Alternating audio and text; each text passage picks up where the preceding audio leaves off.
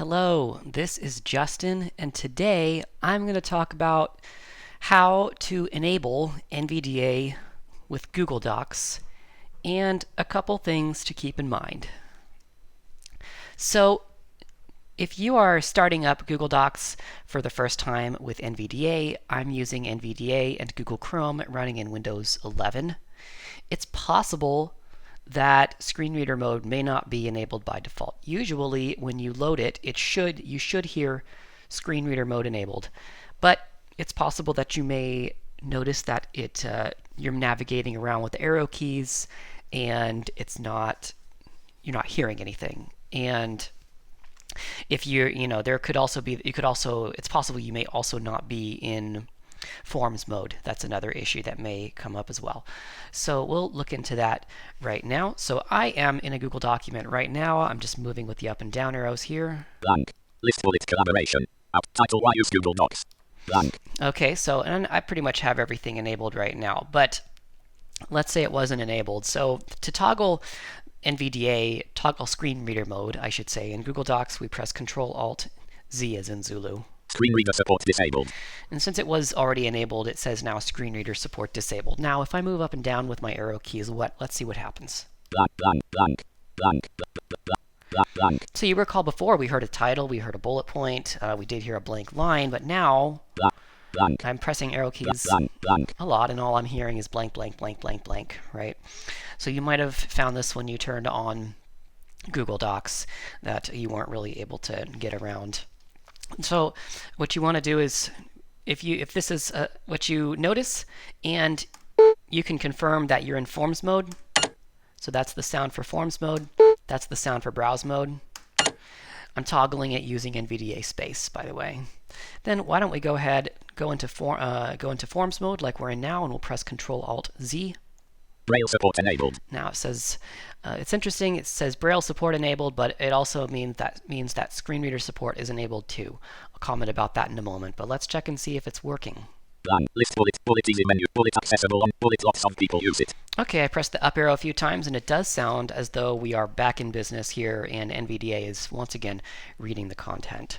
So I'm going to go into another thing that may create some issues for you, and that is that screen readers all pretty much have the ability to listen in on web pages to dynamic content changes. So for example, if you're on a web page, maybe you were filling out a form and it was actually a really well done form and you forgot to fill something in, then you press the submit button and it says error, first name is required, or something like that, and you hear that announcement through the screen reader.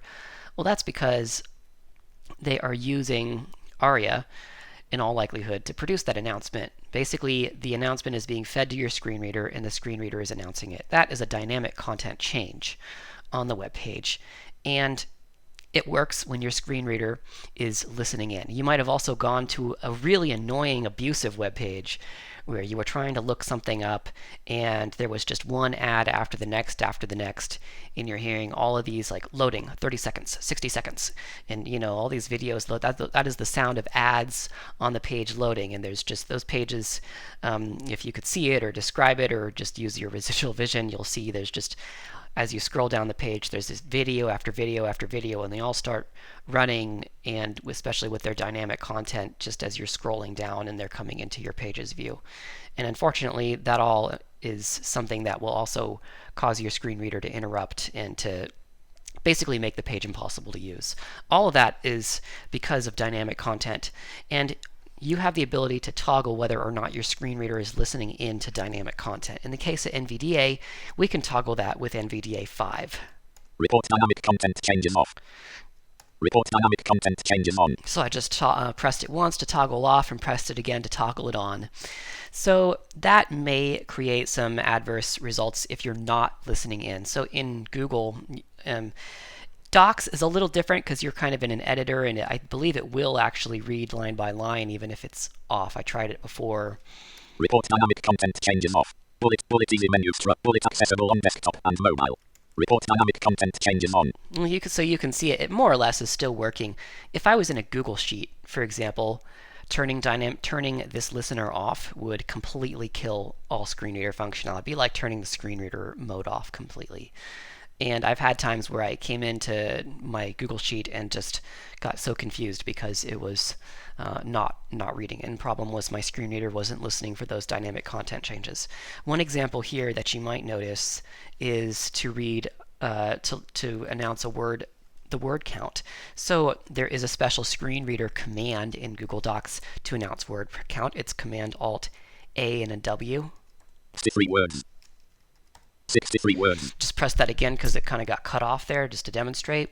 So that is a dynamic content change. So now what happens if I toggle off dynamic content changes? Report dynamic content changes off. And I press it again.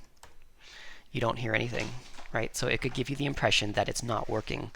And you just need to turn on the dynamic content changes in order to get that functioning. Report dynamic content changes on. So just one more comment. So you heard Braille mode enabled.